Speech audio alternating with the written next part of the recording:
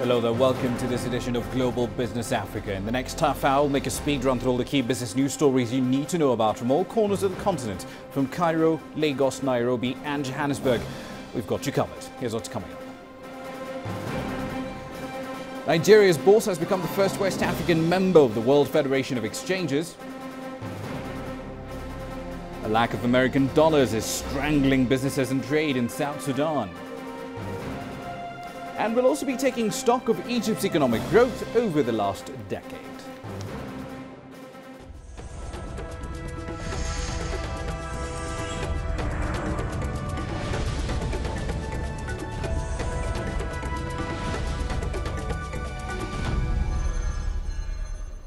Let's start tonight in Nigeria, where the Nigerian Stock Exchange is now officially a member of the World Federation of Exchanges. That's a global trade association for the operators of regulated bourses.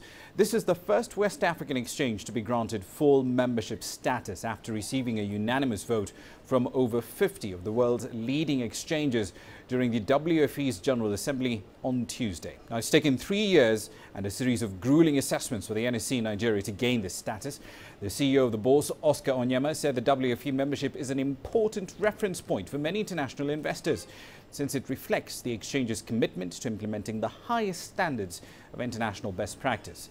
The NSE's ambition is to become the largest stock exchange in Africa. Now, elsewhere in Africa, a crippling shortage of American dollars is bringing trade in South Sudan's capital to a near standstill, even as a thriving black market for the currency has sent the prices of local goods right through the roof. Foreign exchange bureaus and small businesses have all been hardest hit by the shortage. Despite this, however, South Sudan Central Bank maintains that this currency crisis will soon come under control. Valdi Karelsa filed this report. It's early morning in downtown Juba. Men and women from all walks of life assemble here in search of US dollars. But many of these foreign exchange bureaus remain closed due to a lack of foreign currency. South Sudan is a landlocked country which wholly depends on imports from neighboring countries. Since the outbreak of violence, inflation has tripled and the South Sudanese pound has lost ground against the dollar. And the dollar itself has now gone to a level that is very high, a level that could not be reached given the support we have given to the market, to support the market with the sum of $140 million US. Paul Mathang is one of the many who has anxiously been awaiting a dollar allocation from the central bank. I am depending on the central bank. If I don't have any currency, then I am not working. We have experienced really a very hard time during 5 or 6 months back.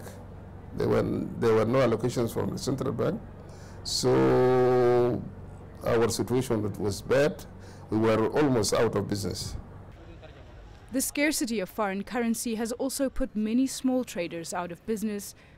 Susan Wanjiku, a trader from Kenya, says she's unable to replenish her supplies or send money back home to relatives. I request the government to find a way of helping us. Business is good, but getting money out is a big problem because you can't access the dollar. There's no Kenyan shillings, no transfers, and you have children in Kenya. Until the central bank brings this crisis under control, the struggle to maintain even a shred of financial stability in South Sudan continues. Valdi Karelsa, CCTV. Now, thousands of workers in the telecom sector in South Africa are facing the axe. A cocktail of fierce competition, weak economic growth, fragile consumer spending and a fairly heavily saturated market has combined to force some of the big players in South Africa to cut costs and restructure their businesses if they are to stay afloat. From Johannesburg, CCTV's Sumitra Naidu has more. The global tech boom is fizzling out. Tech companies are struggling to increase revenues as the global economy remains under pressure. Even in Africa, where massive growth was projected, is starting to take strain. MTN, Africa's largest mobile operator, has confirmed it's cutting over 400 jobs, mostly in management. Throughout the whole industry, we are facing a new market reality of which we have to respond. So MTN and the other organizations, which are our competitors, of course, they are looking at a better way to service the customer whilst reducing cost. Telkom, South Africa's largest fixed-line operator, is also retrenching thousands of employees as part of a massive turnaround strategy. They should have actually reduced their staff a number of years ago to be more competitive. Now, being a state-owned company, essentially they have not done so, but now their back is to the wall. They have to become a lot more cost-conscious and a lot more competitive. Telkom's overall restructuring plan will see its staff complement fall significantly. Trade union Solidarity says the parastatal's workforce could be cut by 2/3 to just 6,000 employees from 19,000. Those are big retrenchments. We're seeing restructuring on an aggressive basis across those networks, and that's alarming because job losses means that people are without income. Mobile companies say the market is saturated and the weak economy has decreased revenues. There's been little investment in infrastructure development as a result. We've got to be realistic and make sure that there's a company for tomorrow for people to work in. So it's a balancing act, looking after our members, but also making sure that we do not obstruct the survival of that company. Vodacom seems to have missed the onslaught. The mobile operator, now largely owned by the UK's Vodafone, agrees that the market is tough, but it says retrenchments are not on the cards. Our absolute preference is not to look at jobs, and that has to be a last resort. What we are doing is looking at all the other areas of expenditure, whether it's advertising spend, sponsorship spend, through to just general cost efficiency, using less electricity in our base stations. South Africa is starting to lag international trends and is failing to keep up with the demand for new and faster mobile and data applications. It's not that South Africa is necessarily, or South African operators are not as competitive as operators elsewhere. It's just that our market is a lot more mature and we need to move to different business models, different services, a lot more development and IT services that needs to take place, and bundling of services and convergence of services rather than selling pure voice, pure data, basic data services. It's been a tough time for the mobile operators. Mobile companies have had to absorb all the costs of the new RICA security legislation. Increased competition saw companies delving into a price war, slashing call and data rates to win over the consumer. ICASA, the telecoms regulator, then clamped down on mobile operators, forcing them to cut back on their interconnect fees. With a weak economy and increased wages, companies have had to cut costs, and it's no surprise that thousands of workers will bear the brunt. Sumitra Nadu, CCTV, Johannesburg. The World Food Programme is now warning that unless the country, Egypt that is, reforms its food subsidy system, it could revive the discontent that led to the ouster of 2 presidents in 3 years. In an interview with Reuters, Lubna Al-Amen, the WFP's country director for Egypt, had said that the government must do more to cut huge pockets of poverty in the country. 75% of Egyptians have ration cards that entitle them to food subsidies, but according to the UN, 4 million of the poorest Egyptians lack access to state-subsidized food. The WFP says Egypt needs to be targeting better this missing poor, since the current subsidies have created a thriving black market.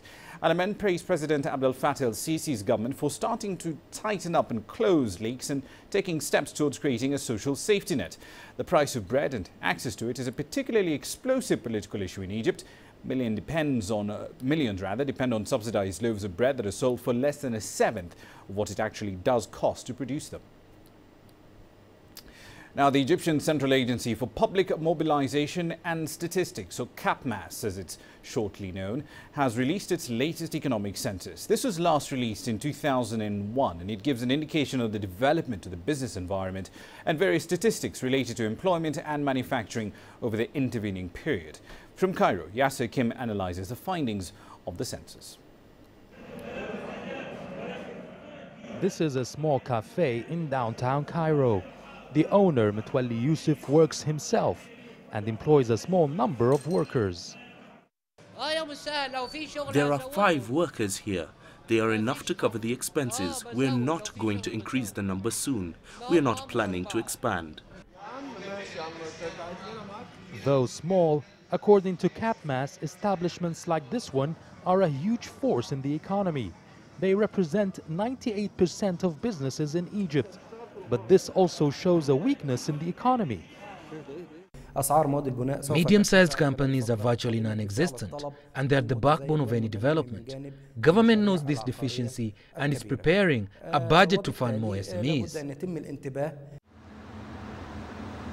On the other end, large enterprises that employ over 50 workers don't exceed 0.5% of total establishments.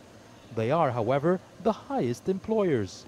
They employ 32.5% of the total market and pay 80% of all wages. It's a small number of businesses that control the vital sectors. The state is planning new incentives to attract foreign investments and establish more high labor projects. Indeed, in the last 50 years, the private sector took over the economy. 98% of establishments are owned by the private sector, which is employing over 90% of the workforce. But what's evident is that manufacturing has taken a back seat. Nearly 70% of businesses are in retail and wholesale trade. Hence the continuous attempts by the government to facilitate the establishment of factories and industries. The economic census will be done every 4 years. Experts say the census is a valuable indicator to businessmen and foreign and local companies that want to invest in Egypt. Yasser Hakim for CCTV, Cairo. Let's get into that report with a bit more detail. Ahmed Sufi Abu Taleb is an economic advisor to Egypt's cabinet. He joins us now live from the Egyptian capital of Cairo. Mr. Taleb, thank you for your time this evening. Let's start with manufacturing. What caused the decline in its share of GDP? There are several reasons for that. One of them, I think, is a very important one. In the year 2005, the Prime Minister made like a decree restricting manufacturing only to industrial zones. This way, if you want to make a factory, you have to go to the industrial zone. This is very expensive. And now it's very costly for any investment to work or even to find a place in the industrial zones. This is number one. Number two, smuggling. It is now out of control.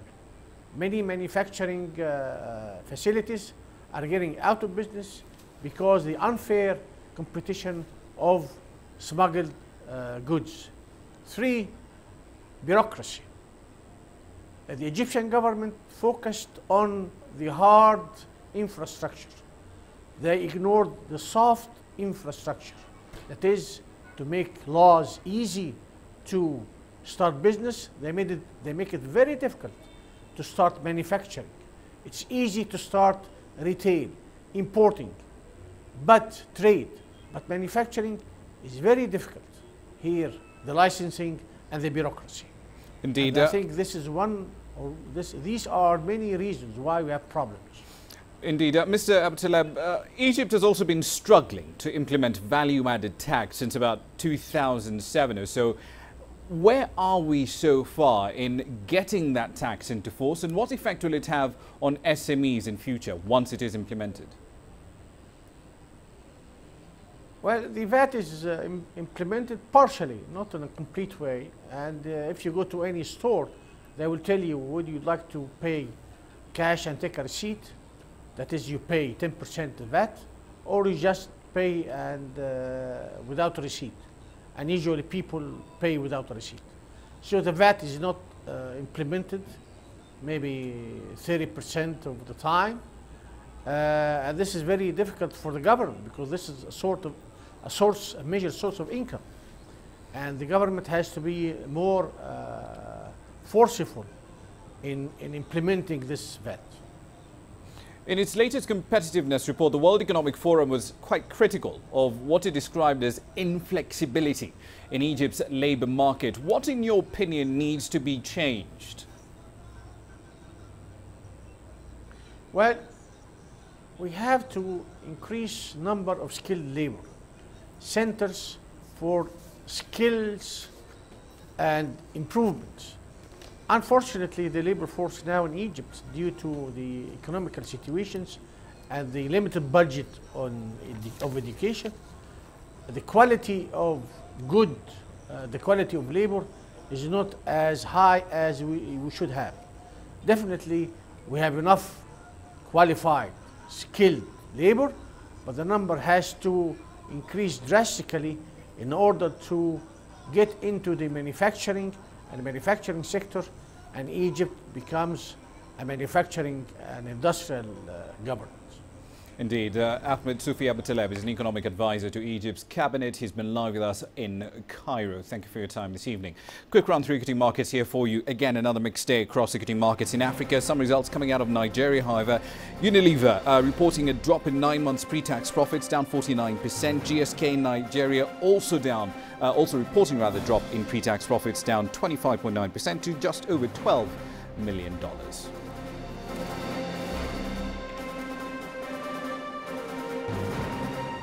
Bretton Woods bodies are pledging funds for the Ebola fight. We'll have the details next. And we'll also have a focus on the engineering and manufacturing sectors in South Africa when we return. Africa is on the move. It's home to 7 of the world's 10 fastest growing economies. We help you make sense of the fast-changing African business landscape. We take you where the business is happening.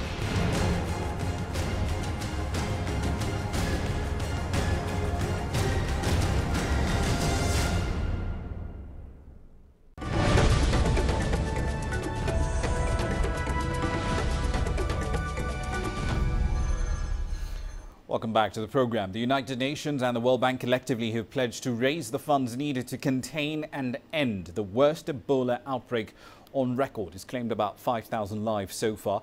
The heads of both organizations, Ban Ki-moon and Jim Yong Kim, say more teamwork is needed now more than ever to tackle the havoc caused by this epidemic. From Addis Ababa, here's Girum Chala. A meeting entirely dominated by the issue of the Ebola outbreak in West Africa. The UN and the World Bank Group said the world should collaborate with Africa in stopping the spread of the virus to avoid a catastrophe. This mission will coordinate and cooperate with the African Union mission on the ground. This will also coordinate and cooperate with all our partners who will support and who will from outside the regions and inside the regions. And you can count on the United Nations, a strong commitment to eliminate this virus as soon as possible. According to the UN, nearly $1 billion is needed to effectively fight the Ebola virus. The World Bank now said it is committed to provide more than enough money for the job. On my part, I pledge to work with the Secretary General to find more than enough money to support all these health workers. We will take that responsibility. But we now need people of goodwill, people who've taken an oath to step up and step up right now. The solidarity call by the UN and World Bank chiefs has been highly welcomed by the AU. The union, however, says it needs swift and practical support in its fight against the spread of the killer virus. Obviously, we need much more, and we need all the countries to respond. But we want to thank them and express our appreciation and say we are going to be working with them and the international community to see to it that those health workers are trained quickly and are put on the field as soon as possible. But despite both the UN and the World Bank pledge to provide the necessary financial support for Africa, it all depends on individual states' contributions for the promise to materialize. Many criticize the UN or world powers like the United States for failing to act promptly in their response against the Ebola virus. Even today, the response is said to be average, comparing it with the scary magnitude of Ebola's fatality rate. One thing is for certain, this is the headache of each and every citizen of the world, not just 3 nations in West Africa. It is never too late to act now. Grumtala, CCTV, Addis Ababa, Ethiopia. Now, a working model of the Curiosity Mars rover, that's the largest robot ever to land on Mars, was officially unveiled for the first time in Africa on Tuesday afternoon by the multinational electrics firm Siemens at its Future of Manufacturing conference in South Africa. Now, this event is an opportunity for the quality of engineering and industrial processes from across the continent to come under intense scrutiny. This time, it was the turn of South Africa's manufacturing sector to be under the spotlight. CCTV's Angelo Coppola was there. He filed this report. The conversations took place with the Mars rover as a backdrop to show what manufacturing can do when everybody puts their mind to a common goal. However, there are some key challenges facing the South African industry. We have a lot of, at the moment, gaps in terms of the education that we are providing to our learners at the moment, and also that the learners that have already got some education, tertiary education, etc., and high-end education, they need to be developed further in terms of the new technology. I think the availability of skills, the fact that we need to do continuous upgrading of the technologies, but also the skills base. That is one of the I think ongoing challenges for developing countries and also first world countries. Despite the challenges, there is a high level of optimism for the country and its potential. In the next 10 years, manufacturing can become the most competitive companies for the environment of the local, not only the local market that we're talking about. This optimistic view is, however, not shared by everyone. Countries don't trade or manufacture, but companies do. I think from a government perspective, it's not about intervention or what we're seeing, intervention and seeking to direct economic activity. It's more about enabling companies, attracting companies, creating companies both domestic and foreign, and really sort of through those incentives, capturing a piece, a growing piece, hopefully from a manufacturing value add perspective of this global value chain come global supply chain.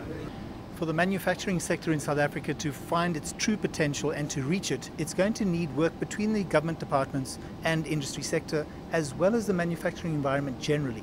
I'm Angelo Coppola for CCTV on the East Rand of Johannesburg. As far as oil is concerned, the commodity prices are going to move away from that for a moment and keep a close eye on copper prices. They hit a 2-week high earlier today, about 6,700, 6,800 really, per tonne, on the basis of industrial action coming forward in Indonesia and Peru. However, there's a surplus moving forward in 2014 and 2015.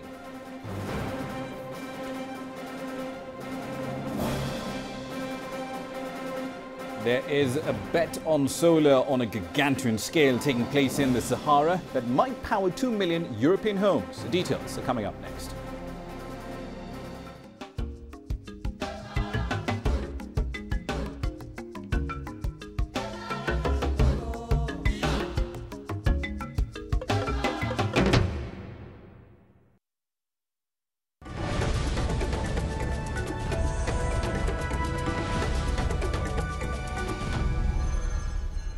Welcome back. A solar energy power plant in the Tunisian Sahara has set the rather ambitious goal of generating enough clean electricity by 2018 to power 2 million European households. Now, the plant's developers include the renewable energy investment firm Low Carbon and solar developer Noor Energy. Collectively, they say this site will produce twice as much energy as your average nuclear power plant.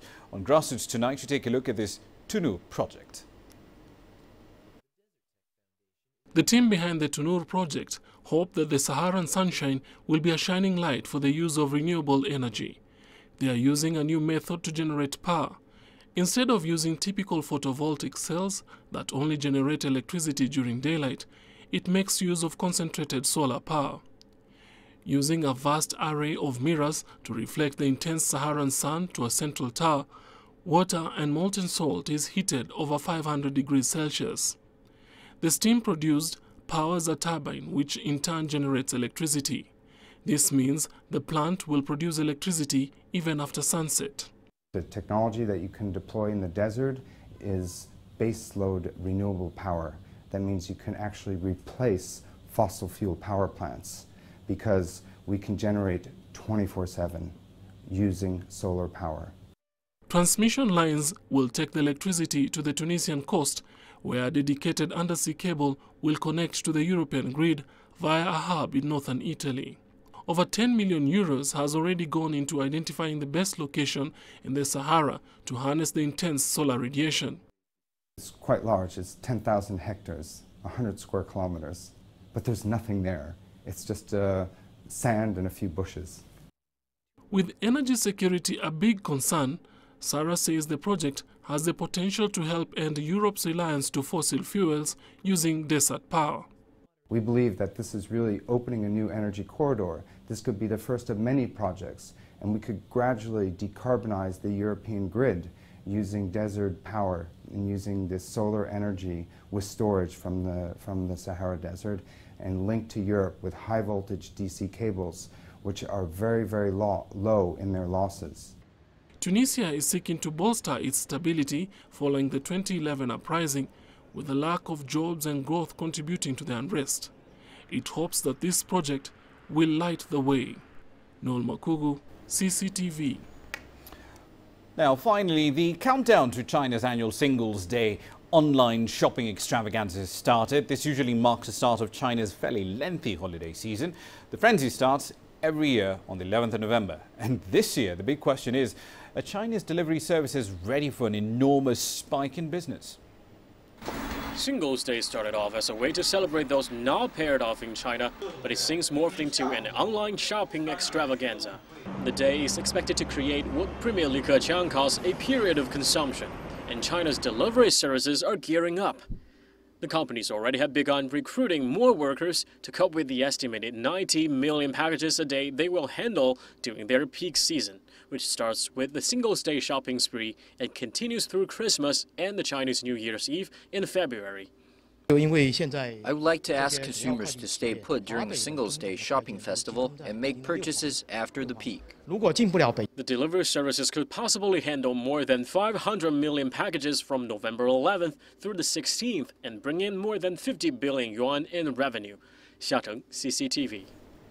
Quick run through the currencies here for you. The rand, of course, did post some gains today, about 10.85. It was well under the 10.90 to the dollar mark. That's the strongest level in 6 weeks. The naira, on the other hand, of course, is down about 4% against the American dollar in the year to date. What we're watching out for is happening tomorrow. The Fed, of course, will be meeting on October 29th. QE, ideally, should formally end tomorrow. We'll see exactly what that does to emerging market assets later on. Here's what we're working on for tomorrow's show. It's no secret, of course, that Ethiopia's economy is growing fairly fast. But what exactly are the key growth drivers? We'll be examining that in detail tomorrow. Kenya, on the other hand, is planning to phase out tax exemptions for foreign companies. We'll have some fairly detailed analysis on that in studio with Xavier Mwamba from the East African Tax Justice Network. That's it for this edition of Global Business. Send your feedback over to us at globalbusinessafrica@cctv.com. And of course, our ports of call when you're not on air are Facebook and Twitter. We'll see you over there and of course in the next 23 hours. I'm Raman Yang. Thank you for watching.